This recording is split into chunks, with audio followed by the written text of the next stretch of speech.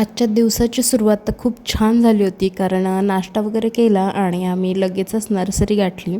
कारण खरं तर मला घ्यायचा होता माठ.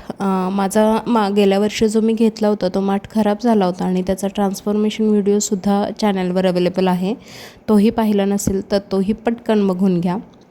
तर खरं तर आम्ही माठ आणण्यासाठी आलो होतो, पण आता दादांकडे झाडंही एवढी छान आहेत, तर म्हटलं चला थोडीशी झाडांमधूनही चक्कर मारून यावी. आणि अर्थात चक्कर मारायला गेल्यावर मी काय झाडं घेतल्याशिवाय परत येणार आहे का? आणि खरं तर खूप दिवसांपासून मला गवती चहाचं पण एक रोप घ्यायचं होतं आणि मला बऱ्याच दिवसांपासून इच्छा होती की मला एरिका पाम लावायचा होता. पण खरं तर मला त्या प्लांटविषयी फारशी माहिती नाही आहे, कारण माझ्या आईकडे ते प्लांट नाही आहे.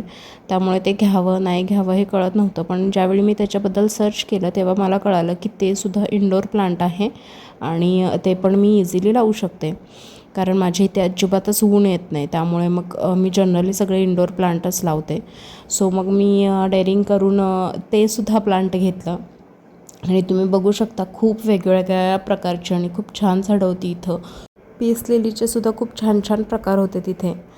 एक दोन झाडं घेतली, कुठली घेतली आहेत ते मोठ्या ब्लॉगमध्ये तुम्हाला नक्कीच बघायला मिळेल. त्यानंतर हा माठ घेतला. कसा वाटला नक्की सांगा.